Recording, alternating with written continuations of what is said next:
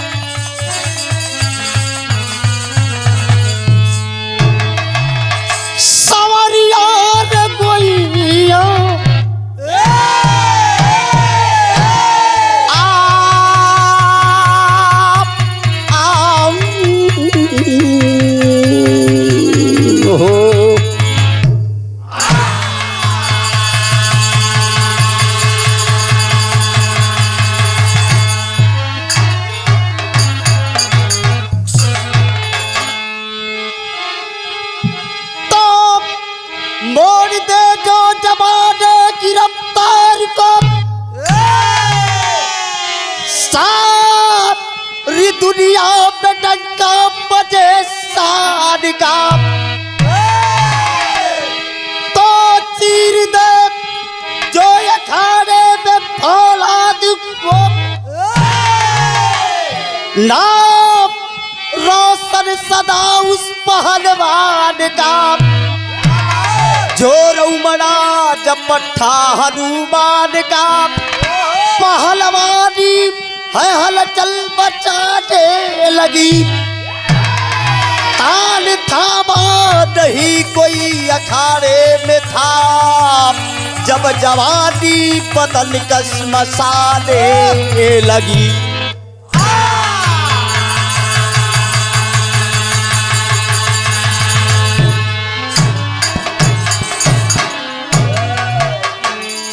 ए बाबू देखें, ये बिरहा का गर्मा गर्म मुकाबला। ए हमारे बड़े भैया अजय लाल यादव की देख रेख में ये बिरहा का मुकाबला हो, इजाद हो। मैं गायक कलाकार एसपी क्लब और सुरेश बिंद का ही धमाका जाता हो। कैसे लाल एक लाइन गीत का अंदाज लगा थे। वाह बारे गुरु।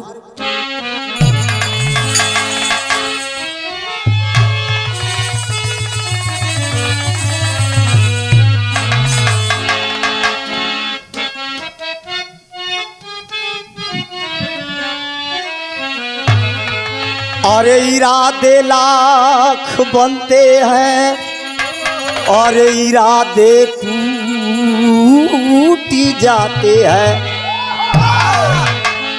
इरादे लाख बनते हैं इरादे टूट जाते हैं, वही अजमेर जाते हैं जिन्हें ख्वाजा बुलाते हैं। क्या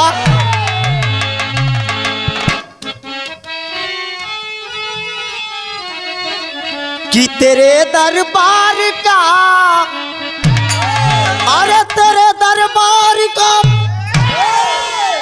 कि तेरे दरबार का चल के करीना हम देखेंगे।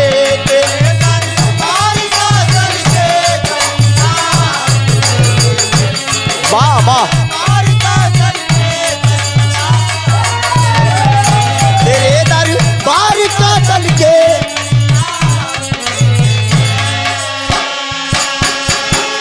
ई रहल गीत का लाइन, लेकिन हमारे गनवा का भावा। अरे किया जो नाम को रोशन रे पहलवानी की दुनिया से, नाम को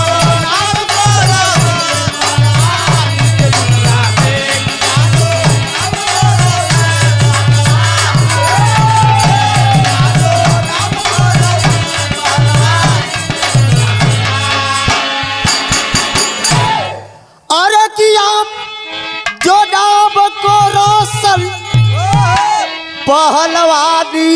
दुनिया में, अरे पहलवानी की दुनिया में, अरे जमाना हो गया घायल मर्दानी की दुनिया में।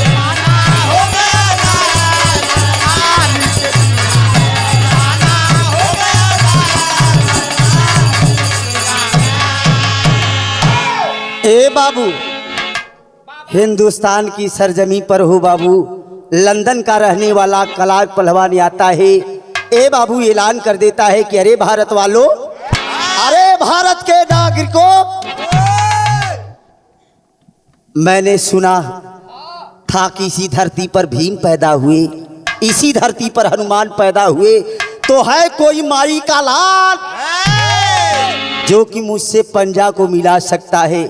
ए बाबू, हिंदुस्तान की रहे वाला हो बाबू, हनुमान पहलवान ए बतिया के जब सुन ले होन त हाथ मिलावे के तैयारी कैसे कैलन बाबू?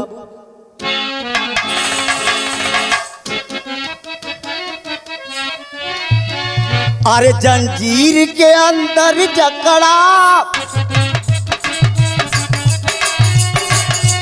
था शेरे वतन हमारा, था चमक रहा कण कण में गोरों का सितम सितारा। अरे कंचनपुर नगर के अंदर एक उमड़ा शेर निराला, माई का लाल बघेला हनुमान का जलवा ढाला। ताप बदल गई ले बचवा। अरे के दली खबतीरा दे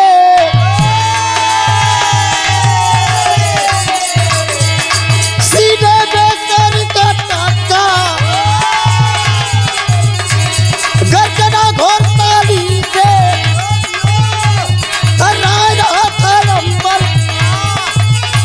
नहर का बनाया खाना, एक पहलवान का लंदन, एक पहलवान लंदन से बन करके चला सिकंदर।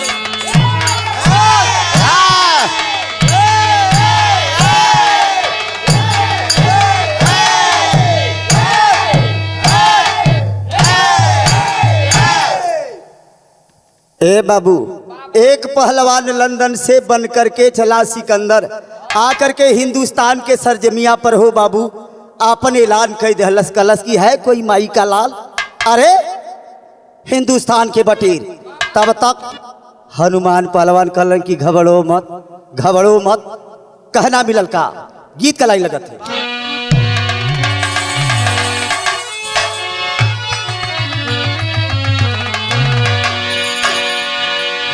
तैयारी बना के बाबू।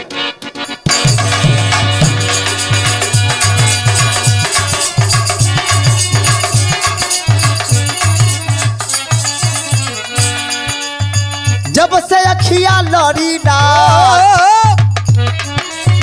तब से बतिया बढ़ी ना,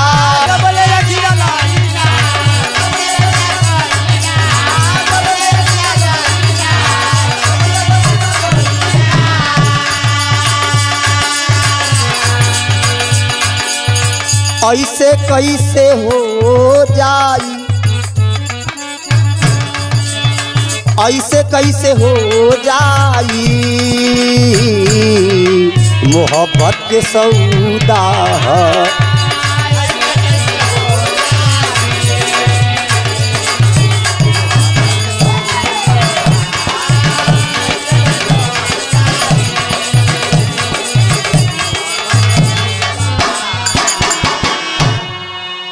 अरे करेला ये लाल हो आके हिंदुस्तान हो,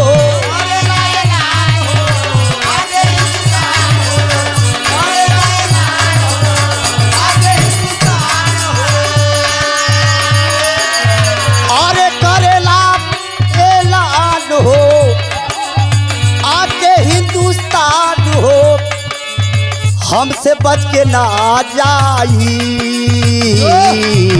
हाथ ना मिला पाई।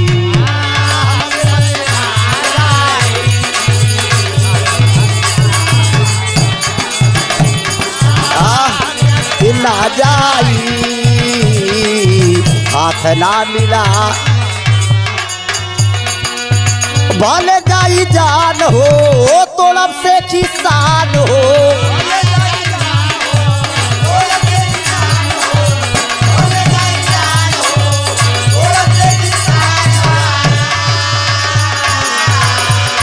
अरे हमसे बच के ना जाई, हाथ ना मिला पाई।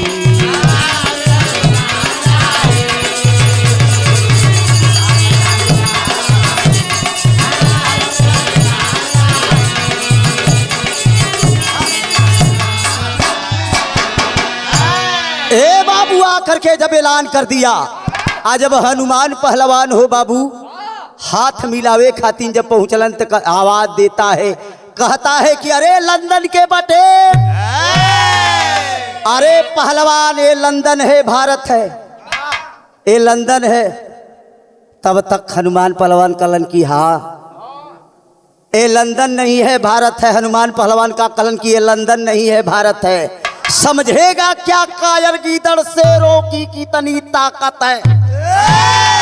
अरे तो यहाँ हनुमान भीम की धरती है, कोई गया न बचकर जाएगा। बनते हो मर्द मिला लो पंजाब, था है अभी लग जाएगा। टक्कर आमने सामने कहो बाचा, कैसे बिरहा का गीत का लाई लगत है। कैसे लाल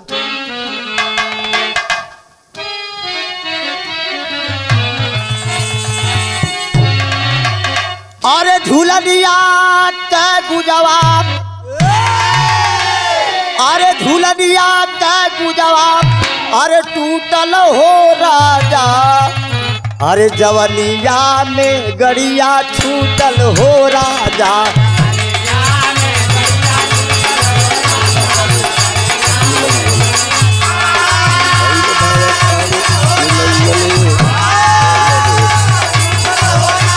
अरे टूटल हो राजा जवनिया में गड़िया।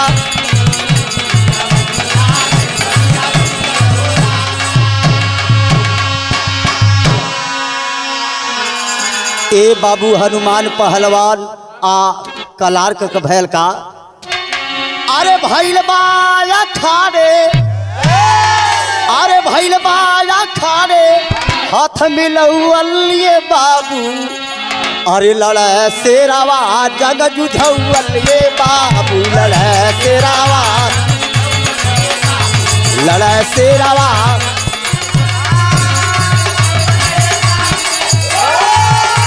जुझौल ये बाबू, जुझौल ये बाबू, लड़े शेरावा जंग।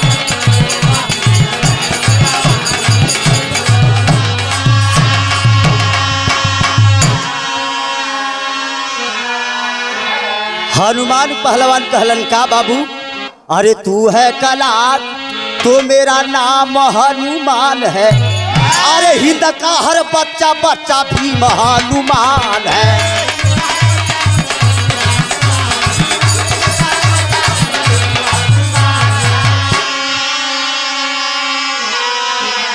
अरे करेला गल गदा, अरे करेला गल गदा, हौल ये बाबू, लड़े शेरावा जंग झौल ये बाबू।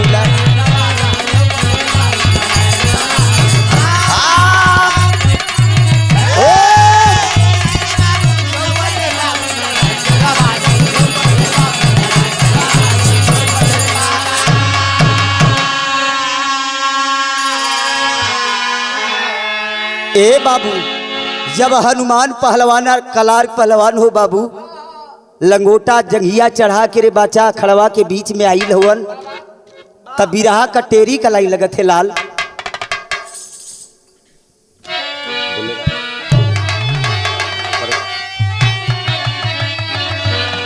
दोनों पहलवान अखाड़े के बीच में आयल हुन बाबू। अरे राम घर आई जब शेरन कह कर जनाब, अरे ताल को ठोकी अखाड़े बीच का यहाँ बच्चा।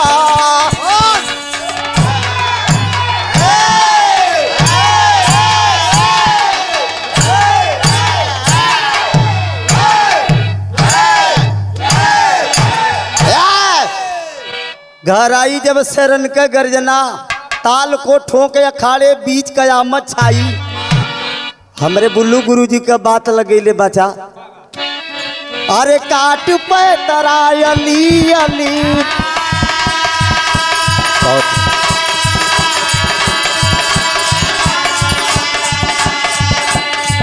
बजरंग बली जयकार माना।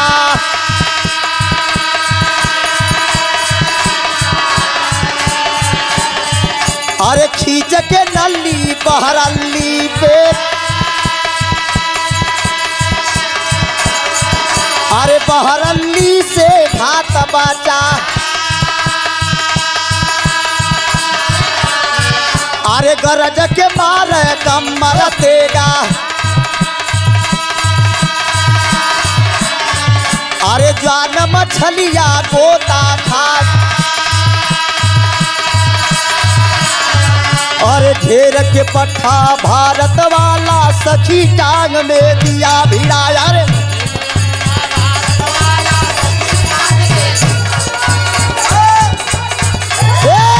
सखी टांग में दिया भिड़ाया।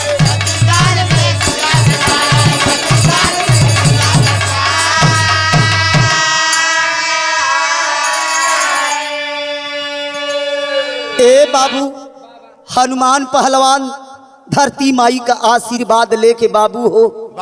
जे वही हनुमान पहलवान कलार के छतिया पर जब सवार भइलन कुश्ती के मार लेहलन। जनता ताली मार देलस।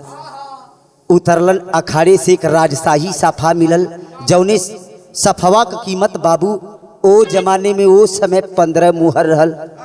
हनुमान पहलवान सोचलन कि ये सफवा अपने पत्नी के दे के आ जाई, घर वाले हो के चले आई, अखड़वा पर रियाज पानी लगाई। इहे बतिया सोच के बाबू सफवा दे के आ जब अलन, ठीक 15 दिन के बाद बाबू हो अंग्रेज छाले कुश्ती की प्रसोद को लेकर के बाबू, कुश्ती की ज्वाला को लेकर के साथियों जा करके कंचनपुर नगर में आग को लगा देते हैं। आज जब आग को लगा देते हैं बाबू, सारा नगरिया हो आग की लपेट में जलत हो, सारा नगरिया में धुआं धुआं भइले। हनुमान पहलवान का पत्नी चंदा रोवत है, कैसे लाल गीत कलाई लगत।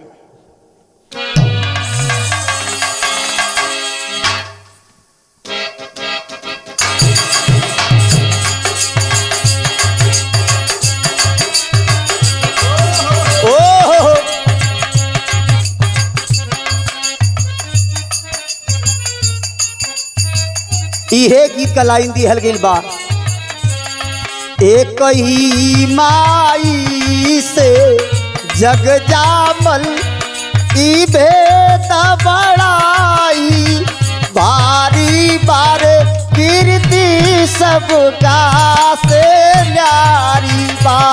एक ही बार से बारी बार कीर्ति सब।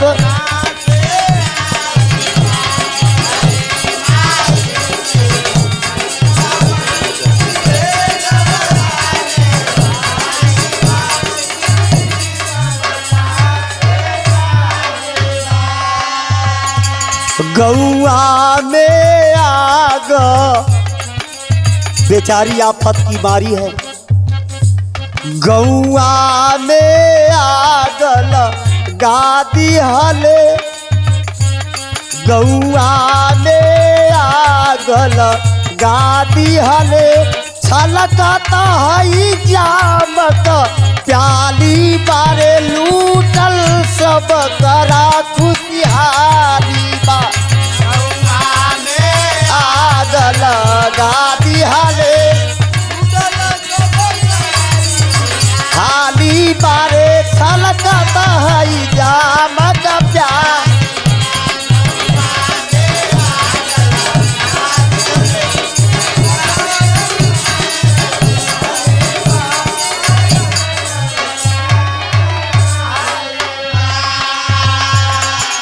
आफत की मारी बाबू हो चंदा, गोंदिया में 7 रोज का बच्चा बाबू लेके गोदिया बेचा दुलारा बाप।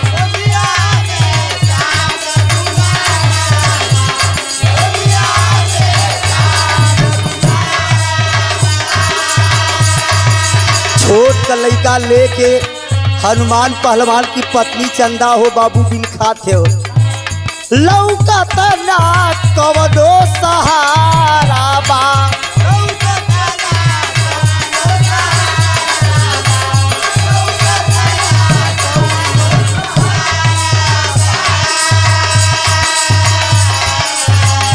चंदा से लक्ष्मी बना गईले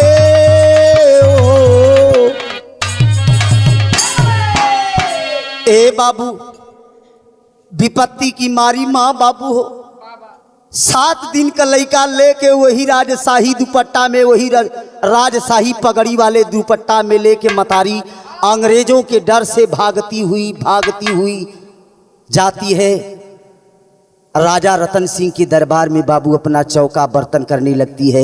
वहाँ अंग्रेजों के डर से बाबू हो अपने नाम को चंदा लक्ष्मी बदल देती है। तब तक एक आदमी आकर के खबर दिया कि अरे भैया तेरे गांव को अंग्रेज भैया आग लगा कर रे भैया सारे नगर को आग की लपेट में जला दिए रे भैया। हनुमान पहलवान को पता चला, आग बबूला हो करके जाते हैं अपने गांव कंचनपुर नगर। आज अब कंचनपुर नगरिया पर पहुंचलन है बाबू, देखलन की साले अंग्रेज दारू पी करके शराब पी करके नगर जलने की खुशहाली मना रहे हैं। 3 गो के प्रमोद एक अखिया में या 3 गो के एक अखिया में ले जाके अगिया के झोंक में झोंक देहलन। ओही ठिन से दिमाग बदल गई।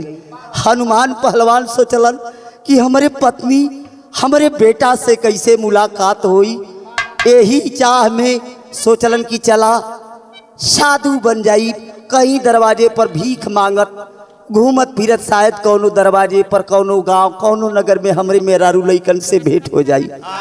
ए बाबू यहाँ कत बात यह में रोकदा, लेकिन चंदा अपने लाल को बाबू हो राजा रतन सिंह के दरबार में चौका बर्तन कई के बाबू हो अपने लाल के एगो पहलवान बनावत। आज जब पहलवान बनावत बे तो वो समय का बात मिलल का सवेरवे का टाइम हो, सवेरवे का टाइम हो। गीत का लाइन लगत है बात कैसे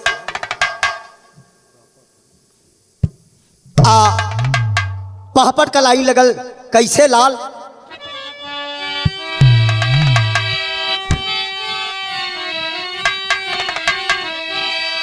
अरे चौथे पर जोगी का जवानी छाई ताली बाजल बाप, बीच अखाड़े पर चलिया बिलाई ताली बाजल बाप।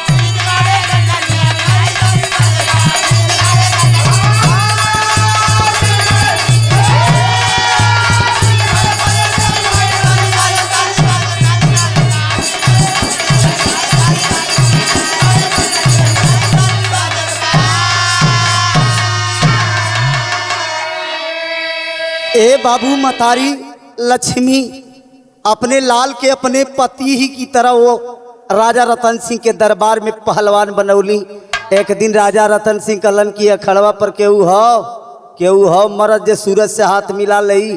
अखाड़े के जितने पहलवान थे साथियों हाथ मिलाए लेकिन कोई नहीं पटक पाया। तब तक बाबू राजा रतन सिंह कहते हैं, आवाज देते हैं कि मालूम हो रहा है कि आज की हिंदुस्तान के सरजमी पर कोई वीर पैदा नहीं हुआ है।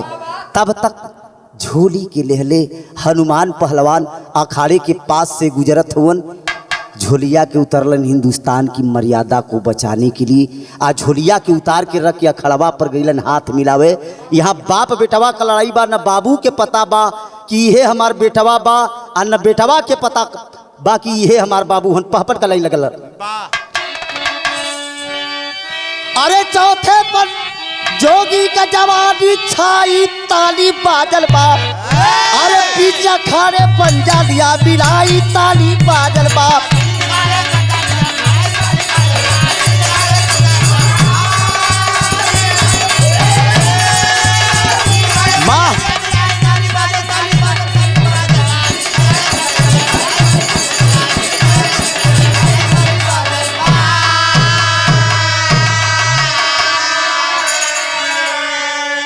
अरे छिड़ा जगना जोर था कोई कोई कह पावे हम आप बदल पैतरा दाव के ऊपर आपन दाव लगावे हम अरे भरा हलाली तब जोगी ऋषि आई ताली बादल बाप आज सूरज के सीने पर किया चढ़ाई ताली बादल बाप अखड़वा के बिचवा में हो बाबू बाप बेटवा को कुश्ती भइल हनुमान पहलवान ओ कुश्तिया के जीत गईलन आ जीतले के बाद अखड़वा से उतरलन झोली लेके आ चल दहलन जब झोलिया लेके चल दहलन बाबू हो राजा रतन सिंह कलन के रे बाबा आप अपन इनमवा त लेके जाई कहाँ जात है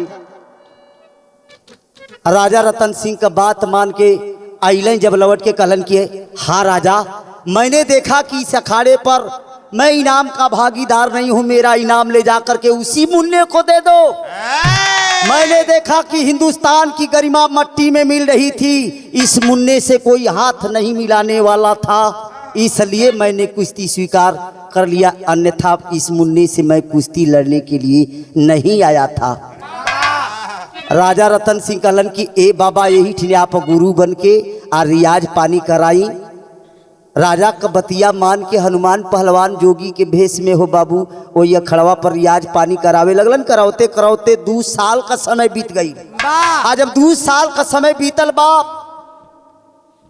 बाबा कहलन कि अखाड़े के शिष्यन के बोला के कि अब अपने नगर अपने गांव जाई आप लोग हमार विदाई कैदा बेटा अखाड़े के जितने शिष्य थे साथियों रुपया पैसा धन दौलत दे के गुरुदेव का विदाई कैलन लेकिन सूरज पहलवान अपने माई के पास पहुंचलन कहलन कि माई काल गुरुदेव का विदाई हम माई कुछ रुपया पैसा का जरूरी बा आ गुरुदेव का विदाई मतारी रो के कहली का लाल गीत का लाई लगत है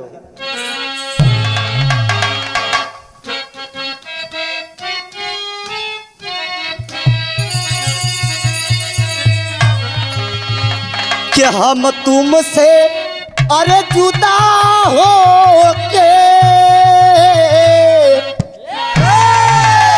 मर जाएंगे रो रो के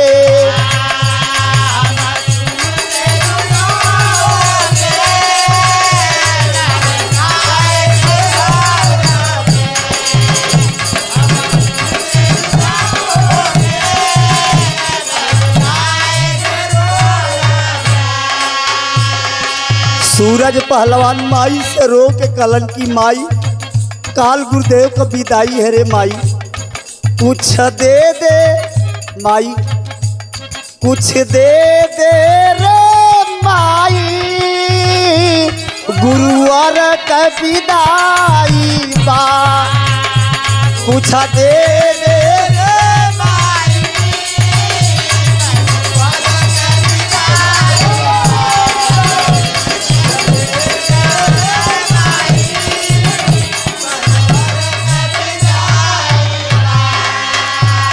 इतना दुखावा दे गईले इतना दुखावा दे गईले सैया से भइल तन्हाई बा मतारी रो रो के कहली करे बेटा चौका बर्तन कैले के बाद रे बेटा 2 टुक रोटी मोहताज चौका बर्तन कई के कसहू दिनावा बिताई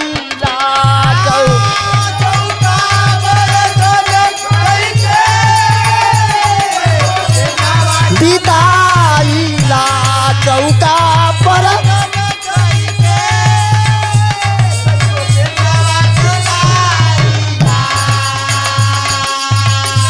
कुछ दे दे रे माई गुरुवर का विदाई बा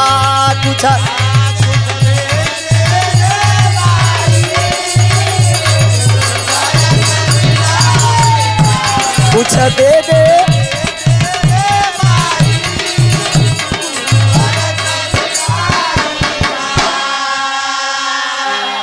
ए बाबू मतारी कहली के रे बेटा चौका बर्तन कह के तोरे बाबू के जैसन रे बेटा पट्ठा पहलवान बनौली बेटा हमारे पास कुछ ना बा। गुरुदेव का विदाई बा बेटा तो अपने बाबू वाला निसनिया बेटा ले जाके गुरुदेव की विदाई स्वरूप दे दिया। शर्माते शर्मात बाबूजी हनुमान पहलवान के पास जब सूरज पहलवान गए हुन विदाई स्वरूप दिले हुन, जब दिले हुन तो उस सफावा के देखते हो बाबू हनुमान पहलवान के आँखिया से झरझर झरझर आंसू बहे लगल, आल्हा कलाई लगल।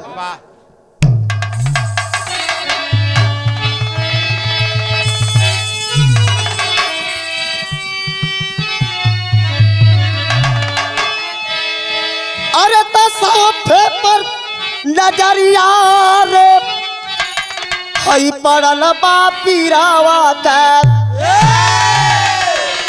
हाई दिलवा बासो साले पूरा दिया था।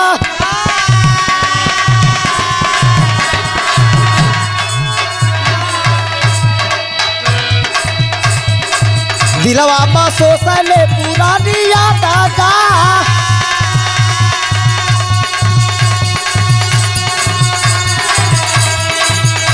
अरे कंचनपुर नगरिया जवानी कौमारिया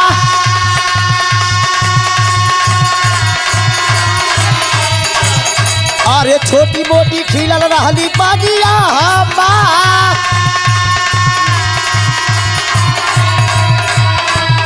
अरे पाठा कला हिंदावा में चढ़ी आईला।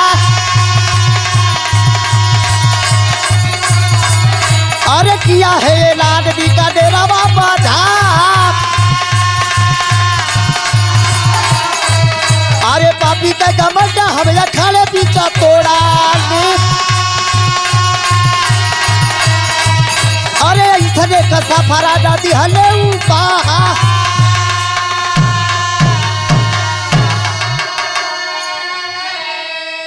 ए बाबू राजा रतन सिंह पूछलन कि अरे बाबा अखाड़े के जितने पहलवान थे रुपया पैसा दे के विदाई कैलन तो आप खुश भैला। सूरज पहलवान ने साफा दे के विदाई किया तो आप इतना आंसू बहा रहे हैं, इसका मतलब क्या है? हनुमान पहलवान बाबू हो जोगी के भेष में कहलन कि हे राजा ऐसी बात नहीं है। इस साफे को देख करके मुझे याद आ गया कि ऐसा ही साफा एक चुनौती में एक कुश्ती में मुझे पुरस्कार मिला। राजा रतन सिंह सोचे लगलन कि अरे ये राजशाही साफा है तो मेरे दरबार में लक्ष्मी नाम की एक नौकरानी है, लेकिन नौकरानी के पास राजशाही साफा कहाँ से आएगा?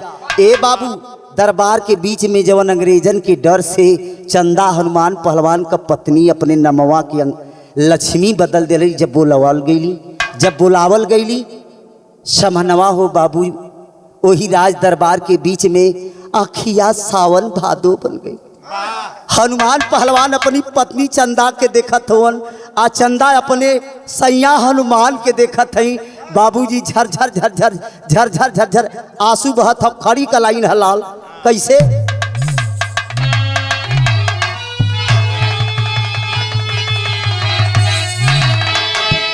अरे तरोबे चंदा गोदिया बसों से सपना तो हम के बिरहिन चकोरिया रे बनवला सा।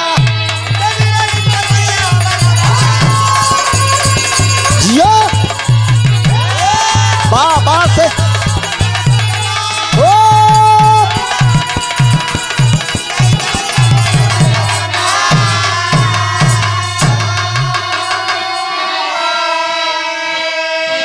रोए चंदा गोदिया मसोसे सपना हमके बिरहीन चकोरिया बनवला सजना।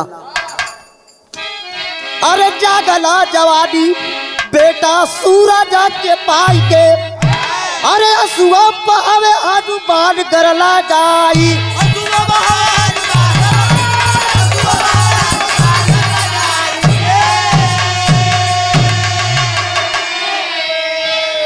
अरे बाजले बधाई फिर से घर आया डाडा अब के बिरहीन चकोरिया रे बनवला।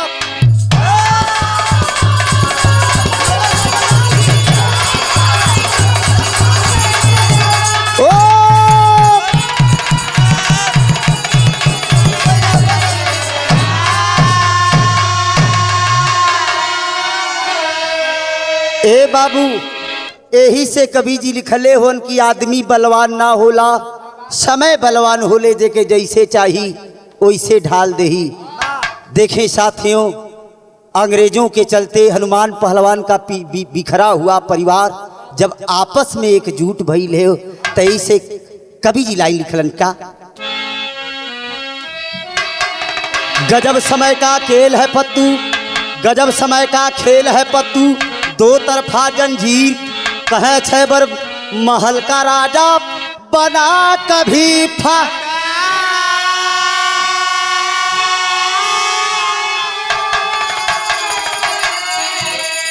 अरे घर आई जब से रण की गर्जना, तयस्वी पर सीधर से बच के हाथ मिलाई रे, घर आई जब से